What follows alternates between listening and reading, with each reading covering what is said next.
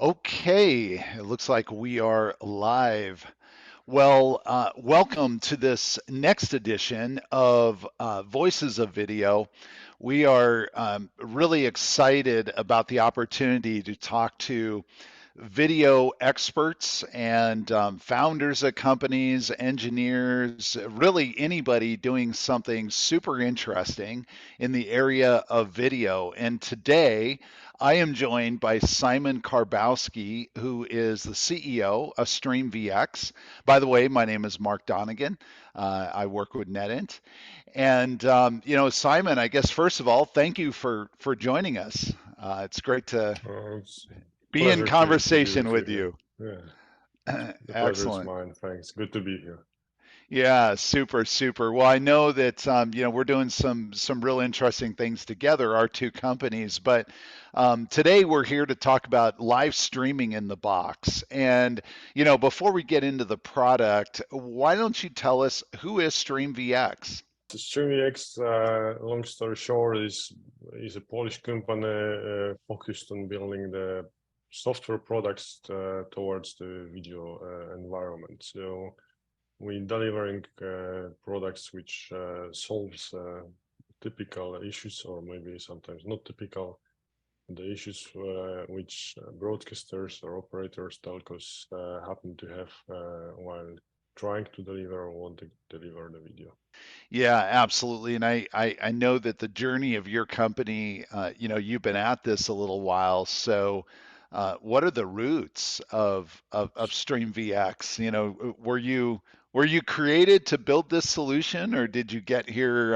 What's the origin story, I guess, of the Yeah, company and the there's product? always there is always some story, and of course, and probably ours is quite interesting indeed. The roots are very long. Once my friend said that the broadcast is the industry which you either love and you're doing this for all your life, or you just hate it, and next year you're just doing completely different stuff. So I stayed basically. So that's what I'm doing. My whole life is a broadcast and entertainment or pay TV market. Hmm. And I always worked with different vendors, and over my career, there was plenty of things I touched, I used, I had to deploy on the big deployments, big production deployments in the multiple pay TV operations, and happened to find a place where I can co-found the company, which started building this a little upside down in the modern way, but and solving these disadvantages which I always hated. Uh, so yeah, that's where we are, and the team we gathered here in StreamVX is also a lot of passionate people which support this vision that we should make sophisticated processes easy, but Yeah. also make sure that the basics of broadcast are maintained. So the stability Yeah. and all this, assurance that the life is life. Yeah, that's right. I know when you're talking, broadcast or operator type infrastructure, sometimes those who come from, shall we say, the more like OTT side, they may say the more modern side. It's easy to, almost look at some of the technologies that are used and, the way the systems are built. There's still black boxes in a lot of those networks, right? And True, it's easy to that's look at it and think, that's a little old fashioned. And yet, when you have to operate a service and you have to guarantee five nines reliability and uptime, and there's a very specific bar for quality that's delivered, to every household or to every TV set, um, it's actually pretty difficult compared to the internet, which is best efforts. OTT at the end of the day, let's face it, it's best efforts. And that's why you still get buffers and buffering events. And that's why, you might have a beautiful 50-inch TV that's getting 480p because there's some sort of a network issue and the ABR it's, is, exactly. and It's trying to meanwhile, handle and help you. yeah, Yeah, exactly. So, yeah. Why don't you give, as we were preparing, you told me that there's really four, I know there's more, but there's four primary problems, that you're solving for your customers. And I thought they were excellent. So, why don't you give us an overview of what those problems are? There is a lot more, but to pick up something which is critical, and we see it happens all over the world with our customers. The biggest one concern right now, obviously, about the geopolitics, is a power consumption, because Hmm. in Europe the power is getting more and more expensive, and obviously it make big operation to really reconsider if that usage can be somehow optimized. So that's one. But on the other hand, of course, it's much farther than that, because the power generates the heat, so the heat generates the AC to run faster and more and so on. So that's in total a lot of things here are getting to the power, but you can optimize that getting a very dense solution like we do with NETINT, that you have really like a lot of density in really small form factor. So we're reducing both, because the cards are very, very power efficient, but also they're taking not much space. So we can reduce both. So that's definitely a topic number one.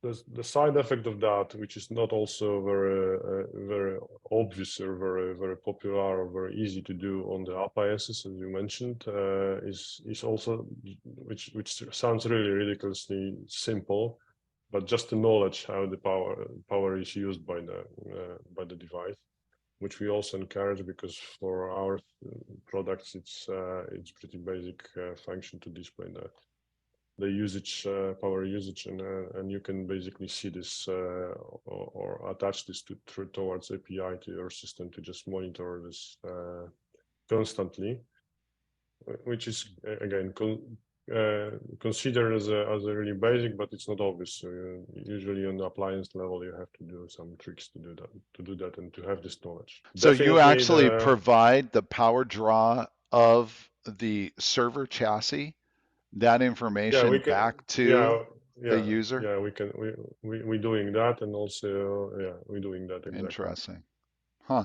Wow. Yeah, that's pretty unusual, I believe. Yeah. I mean, it's coming from this requirement that the customers are asking, okay, how much power does this use? Yeah. But then, of course, it's not so easy answer there, because we both know that if you do a little more performant tasks on the software, it Mhm. can leverage a little higher voltages on the servers and the cards. But if you happen to do something less stressful for the hardware, Mhm. it can be lower. So basically, okay, we can give the datasheet which gives you the range, but then it's not it's an average answer, and Yeah. with our metrics, you basically getting the answer like measurement on the live stuff. The second, going further, yeah, the second point is definitely the quality. I mean, we're living in the world of the OTT wars, or the streaming wars, however you call it. So there is really big fight to find a differentiator between the Mhm. operations, and the quality happens to be one of those differentiators, quite important one. Mhm. So again, keeping the quality as high as possible, but also being aware of the metrics, and Mhm. like assuming that the VMAF is giving you something which is objective and considered by the industry Mhm. as a good metrics, or consistent metric to give you the Mhm. comparison. This is important to understand it, to support this by the products, but also to have a products which give this score, allows you to keep these scores very, very high.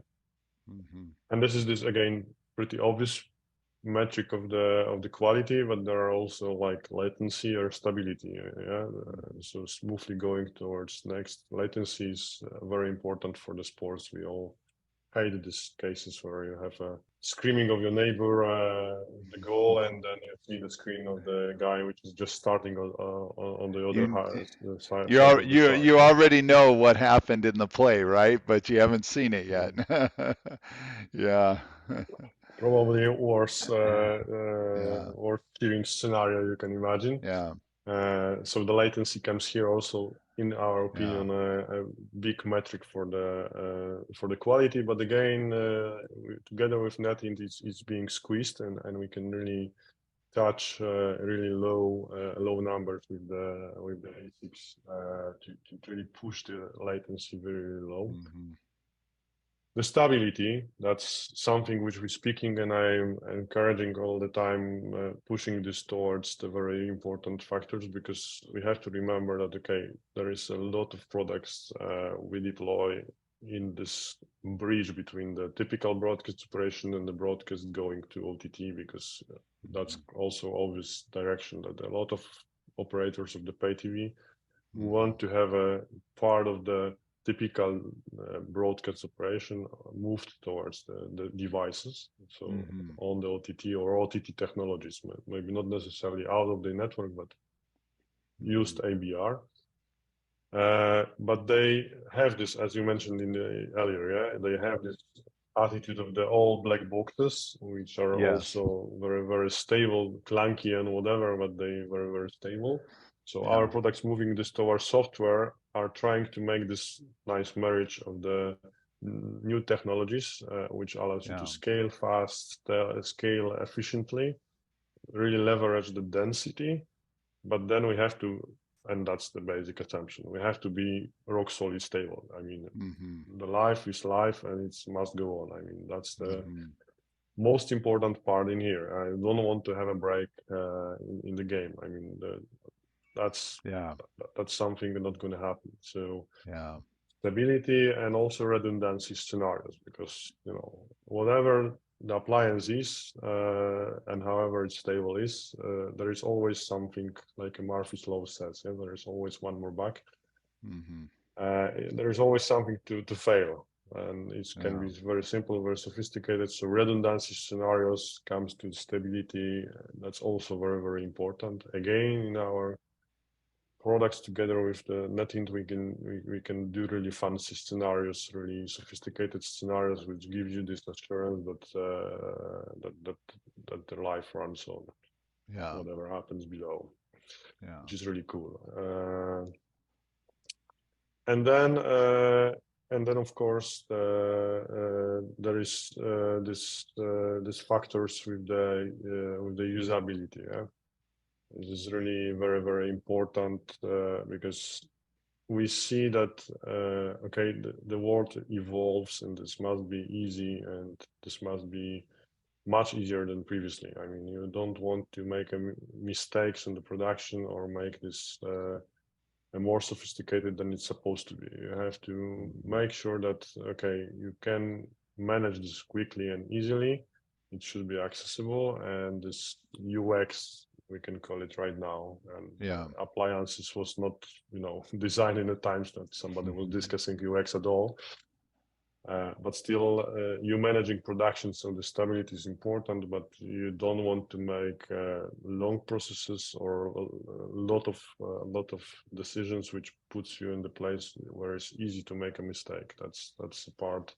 Yeah. This easiness is also very, very important. Yeah. Yeah, so what I hear you saying is that there is a just as the reliability of the the product is very carefully engineered into the whole solution, starting with the software and then extending to the hardware you choose to support. There's another element which is the usability of it, the user interface that is actually more than just, is it easy to use, but it actually contributes to stability, right? Because a user has a lower chance of maybe making a configuration error. Is Uh, that what exactly. you're saying, and is that what you have found um, that Yeah, because a high quality UX is more than just a beautiful screen. It actually gives a more reliable system. some smart guys at once that UX is a journey. It's not a Mhm. one thing. Well, at this point of the time, it's a journey. Yeah, And yeah, we happen to push really hard on the UX and the UI experience in our products because, as you said, it's the processes we're handling and in this transition from the broadcast signals towards OTT environment, hmm, transcoding, packaging, protecting the content with the DRMs. That all it's very important. But if you take a look on the whole ecosystem here, the process can be really sophisticated. But at hmm, the end of the day, if it comes to the transcoder, you have like hundreds of parameters you can put towards the transcoder to make the yeah, video, yeah, but not yeah, necessarily, being aware that there's some combination will gonna blow the picture down to the really ugly quality or yeah, ugly effect at the end of the day. So what we do and we're trying to do, we're making sure that okay, the most of the cases you have really easy path to configure something quick and easy. And of mm, course, if you're really advanced and and you're completely sure you want to make custom configuration, you always can pick a custom and type whatever you want, or even do this through the API, so you can omit like a nice windows and the clicking. You yeah, can do this from the command line, but that's really heavy users, and we see this really in explicit cases while somebody really want to do something extra custom. yeah, Usually you have really like easy clicking up several dozen times the same settings because you want to make sure also that the chosen or checked verified settings are always mhm, repeated the proper way, and that's one of the things UX can handle for you. But yeah, again, the point here is that you're not allowing to make a mistake, which makes the user experience better and the production more yeah. stable, and the That's whole right. maintenance or Can you explain what exactly are you selling? What have you developed? Are you bringing to market just the software? Is it software plus hardware? Is it software plus only specific hardware? Does it run on, any x86 server? Like, I think it'd be really helpful to explain what exactly you're bringing to the market. yeah. So the whole idea behind the StreamVX is to make a software product, and we really tend to be agnostic for the hardware, Hmm. which in some cases, of course, goes towards the case we are right now using NETINT boards, NETINT Hmm. cards to accelerate processing of the video. Uh, but that's kind of dependency which we uh, tend to agree on because we leverage a completely different level of the density, again, the quality and all these things. But of Hmm. course, from the perspective of the our product, we can do this the same process on the GPU. We can do this on the CPU, Hmm. and that goes just lands in the different places when it comes to this density or power usage. All these Yeah, factors we mentioned in the previous points are landing in the different points. So sure. this is always choice of the customer, of course, because some Yeah, cases customer just wants very specific hardware to be used. But from yeah, perspective of StreamVX products, we really can run on anything basically. Yeah. So yeah. that's what we that's what the DNA of our products is, and that's how we work. However, we really like partnerships like NetInt because if we can squeeze as much as possible from some board, from some card, and give some extra features or extra gains to the customers, that's usually lands in the lot of interest in the our customers. Are most of your customer, excuse me, are most of your customers deploying in public cloud, private cloud, you know, just an on-prem data center? what does it look like in terms of how they're deploying your software?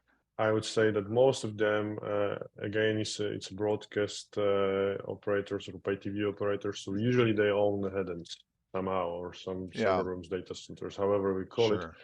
So usually they choose to deploy in their own infrastructure because they own it already. So we can be really optimal on the footprint together with this solution we right now.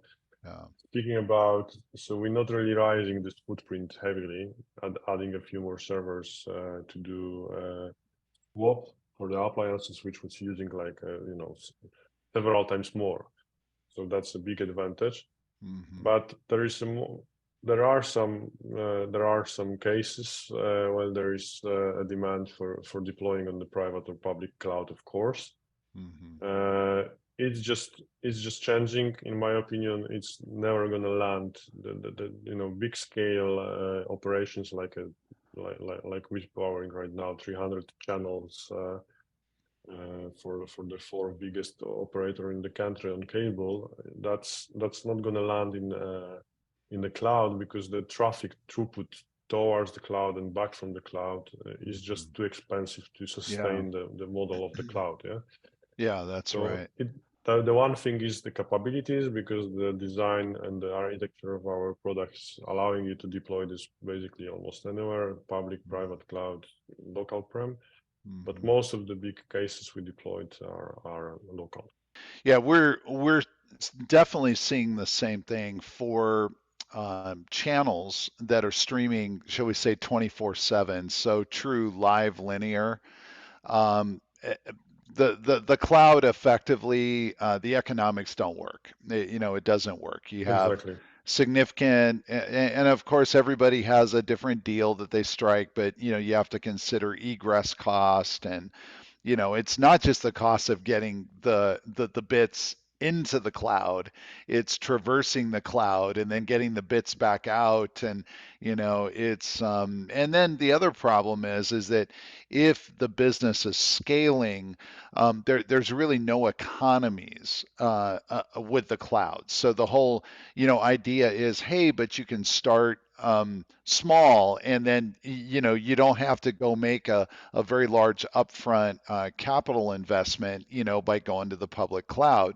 Well, that's all true. The problem is, as you scale your operations, though, meaning like the number of channels you offer, et cetera. Well, guess what? Your costs scale proportionately. And so Exactly. you're not able to benefit from an investment that, true, maybe on day one you had to write a big check, but you're able to amortize that over not only a longer period of time, but also over a lot of users. So Exactly. we're definitely seeing that in broadcast. Well, let's get But to the demo. Are just you just one comment towards that, if I may. sure? But there is a really interesting case which happened to be more and more on the table on our discussions with customer right now. It's then you have operation which we all know is not so much resistant. I mean, the streaming operations are not so much resistant for the peak hours than the broadcast was, obviously, as the technology Yeah. behind it. So what happens with the cloud, and what's for us, it's quite easy again to kind of leverage the architecture we done, is that for the peak hours, the offloading of the peaks towards Mm, cloud works perfectly fine because then there is really small incident like few hours where you have to offload your infrastructure because you have too many requests and you're handling that towards the cloud. And yeah. then when it's gone, you're back to your own infrastructure. Then you're having a bill exactly what the cloud is for. Yeah? You're Yeah. getting a bill for a few hours, done deal, but you're not having any outage. That's the That's right. point where we can say, okay, That's cloud right. is for. Absolutely. Yeah, yeah, definitely that is this hybrid approach is very powerful. And so, yeah, well, let's get into a demo. I think everybody, of course, we can talk more, and maybe some questions will come in. By the way, for those watching live, of course, this will be available as a replay. So if some of your colleagues weren't able to see it, we will make the video available. But if you're watching live, type in questions into the chat, and I don't know that there's too much that we won't be willing to cover. So any questions you have, either about what Szymon has said, about live streaming, about the cloud, about on-premise appliances, ASICs, GPUs, CPU, nothing's off That should. limits. So, Yeah. yep. Okay. Are you ready, Szymon? Let me just, yeah, I'm ready. All Happen right. to have some demo prepared All for you right. guys. So Good. let me just, we have just overview of the channels which the transcoding is running right now or have set up because they can be stopped from streaming. Adding a new channel is really, really simple with the platform because you're just clicking add and basically when you have to type in some nice name, you will find it later on. And then you of course have to type some input address, which in most of the cases right now on the market is some UDP multicast. What happens right now, usually you should take a look on some analyzer or you have to make a note or whatever. You just simply have to know what's there. But we have a nice button here, which will make a probing, which will basically tell you what's in the stream, which you just typed. Amazing. Then you have a templates, which I prepared before, and I want to use that one. I will just show in a second why. And I can press a fill because I'm really lazy. So it's just making all the forms here. And all I have to do is just say, okay, I'm going to output this towards this place. Let's say like that. And that. And I'm going to save.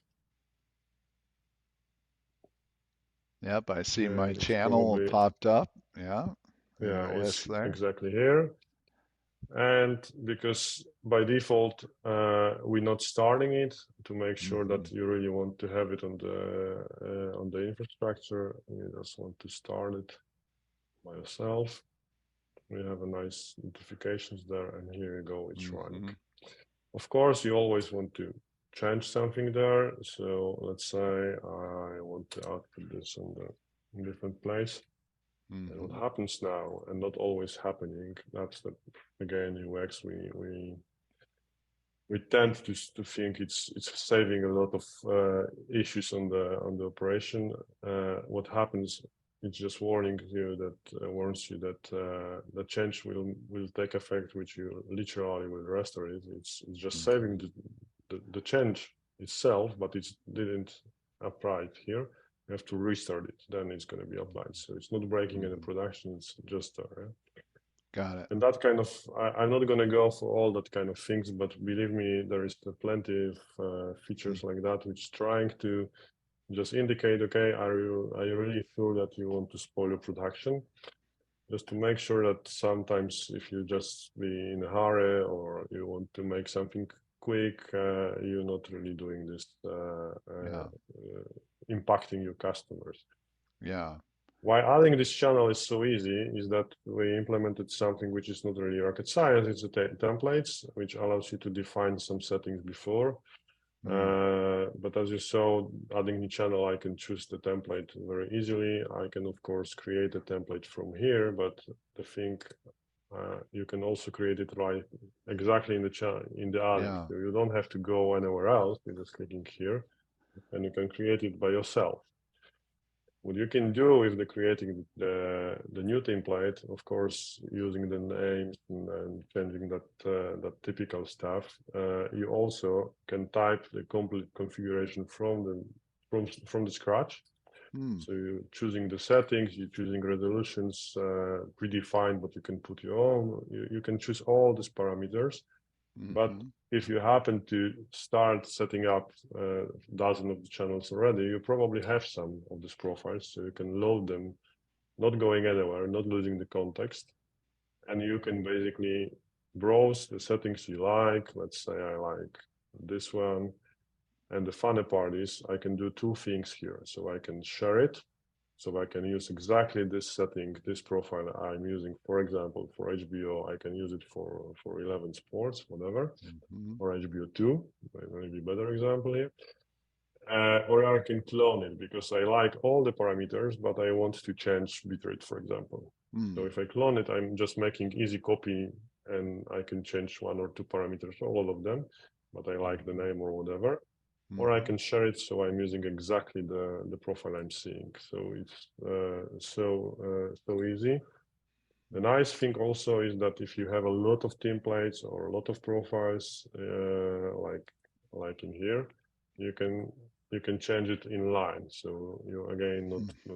not losing the content, but you see other profiles, which we again from a UX perspective, if we changing like you imagine changing 300 channels, you really Yeah. want to see what other profiles are, just to Yeah. make sure that you're really making the ladder going down and up the way you want, and Yeah. not really go to the other screen and make a notes and make a copies and make sure that you didn't mess up, because you're making very often you're making quite a lot of repetitive tasks Mhm. one after another, and that kind of Mhm. mistakes really we saw a big operations really messy to clean up this stuff. So Yeah. we put, as you see, a lot of effort into this configuration, and even if you add a new one, you can see I can add like a next one, and it's still on top of the previous I'm editing, to just make sure you have the flow and you understand what's the previous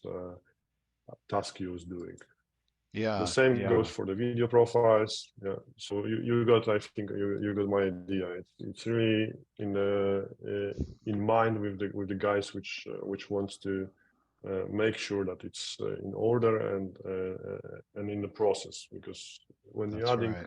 one channel, it probably doesn't matter. But Yeah. usually operations we support really using hundreds of channels. Yeah. I'm not mentioning, sorting Your out of the typical cable columns. network has what about for your users has about 200 channels, 300 channels? Is that Yeah, standard? typical operations right now is between 200 to 300 channels. That's probably lineups we around. Yeah. So this still, even if you're really conservative with the ladders, you still have a few pages of this profile setup. Yeah. So Yeah. that can be tricky to go through that and not make a mistake which one you are assigning towards what. Yeah.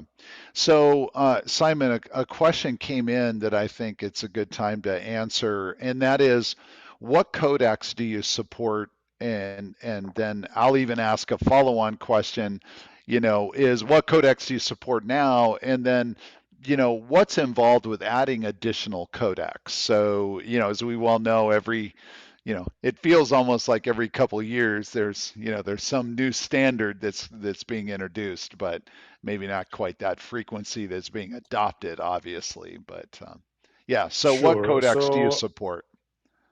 So what we do right now, of course, it's H.264 and HVC or H.265, but then Mhm. we also support together with the NETINT boards AV1, AV1. Yeah, which gains popularity more and more.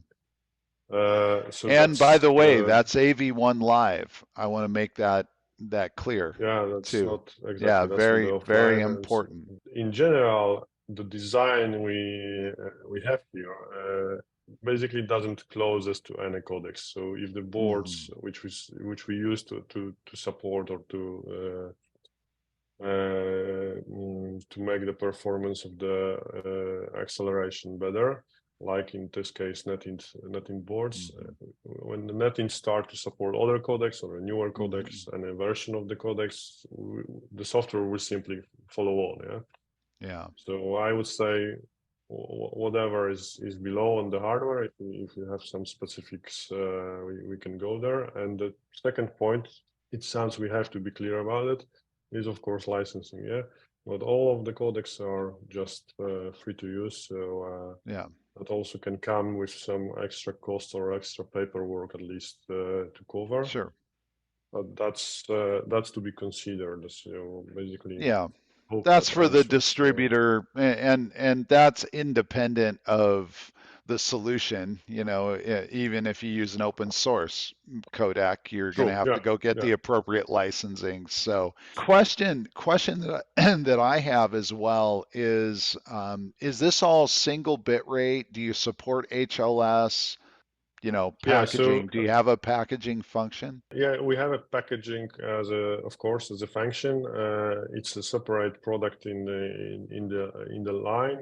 But Mm, again, an advantage of StreamVX architecture is that you can get it transparently. So mm, as much as we can sell this like Lego blocks, so mm. you can have a transcoder which is outputting already packaged content, but you can have a transcoder which you're using just to fit a currently existing packager. Yeah. That's that's a huge advantage of our architecture. But yeah, we can of course support HLS Dash and CMF. We can also DRM that. We can Hmm. serve this as a CDN. So the whole flow, starting from the inputs towards the distribution, it's covered, and it can be covered in the smooth path. We can also provide the recordings of this, so you can make a live TV offline, like timesheet restore TV, that kind of services. Yeah.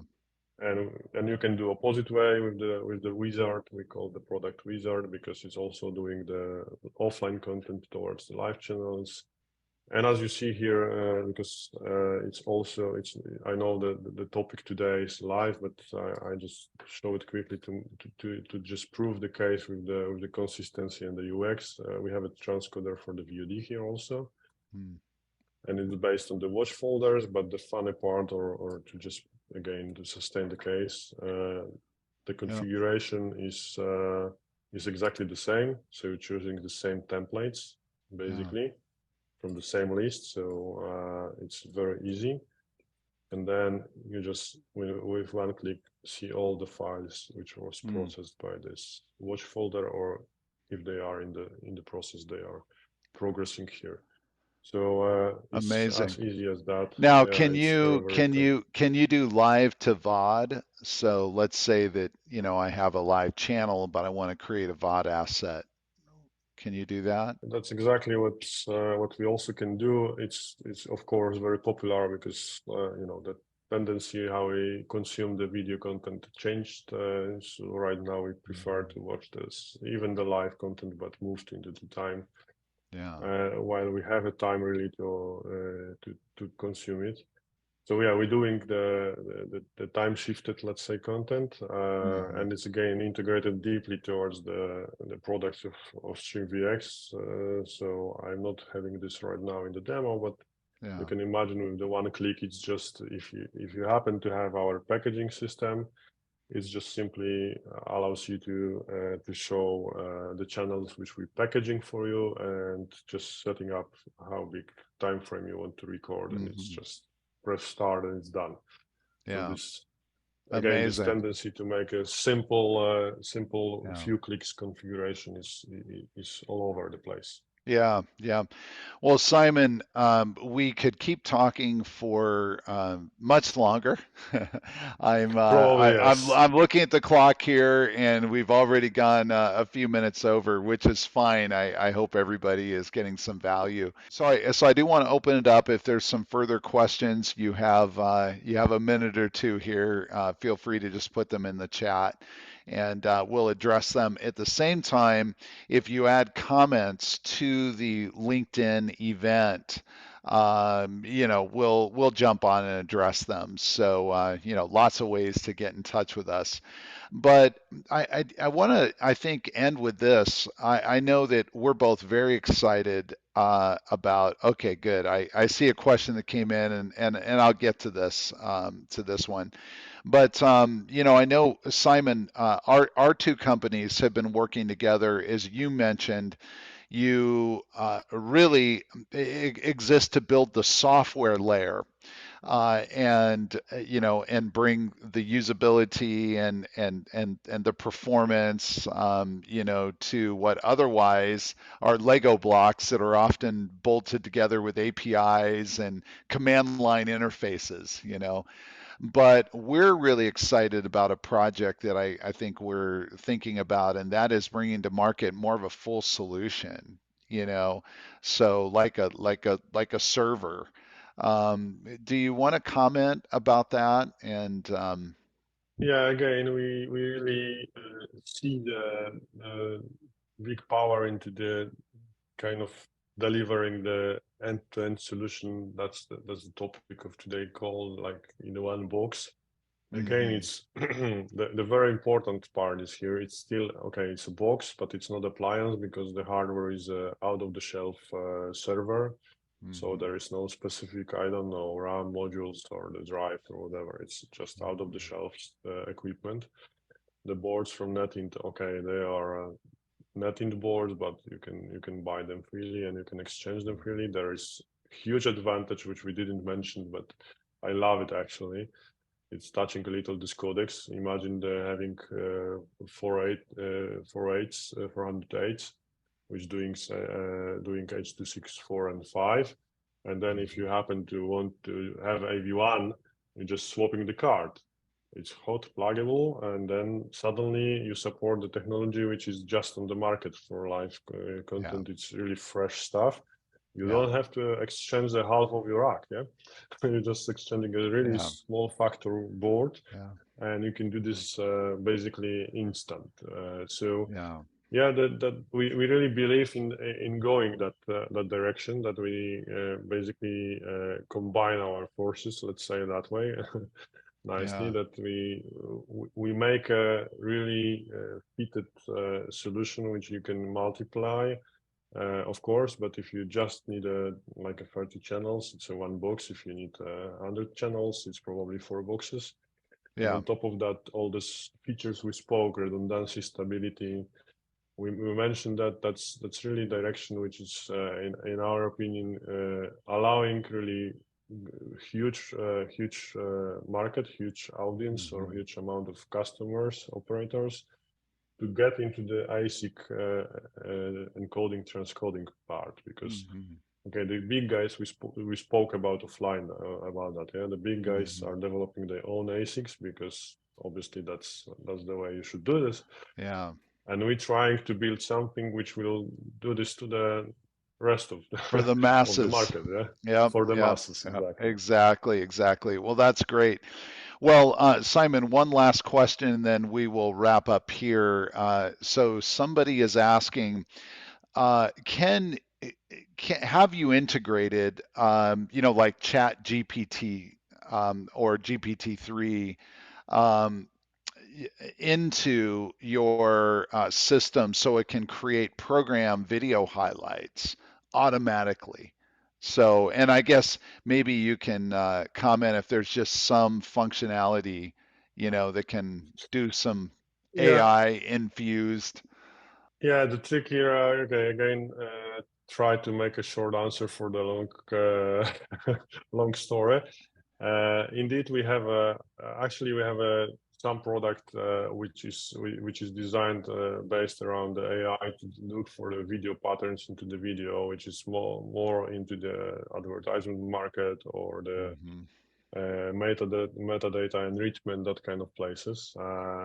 Still, the regions we discussed today, but because of the architecture the transcoder is having, it's really easy to move the parts which we're using in there towards here. And we was definitely thinking about it, because what we did with the product I'm mentioning, it's called VX Finder, because it's finding the patterns.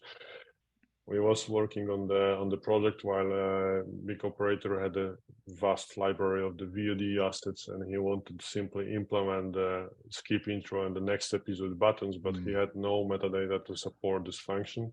So we Yeah. basically scanned with the AI the library and just marked Mm. them precisely to the frame. So it wasn't really Mm. more or less, it was to the frame when the episode starts, when it ends. Yeah. So it was easy peasy just make those buttons and make the experience similar to Netflix or other big guys. Yeah, that's right. On the like basis of the probably 2 or 3 days of processing instead of sitting probably few persons and making a lot of mistakes trying to Hmm. fit it manually. So Hmm. answering is right now it's not there in GPT-3 manner, I would say, and but it's really close, and for us it's very easy probably to experiment. So I would be glad to follow up on that one with Yeah. August. I see here. Well, Szymon, thank you again. Really appreciate your time. We're really excited about what you guys are doing, and hopefully this was of interest to the viewers. And so, for all those who joined us, thank you again for watching Voices of Video. We have new episodes coming very regularly, so just watch the schedule, and if you're on our email list, we'll let you know as well. So thank you again. Great, thanks, Mark. Thanks having me. It was pleasure. Absolutely.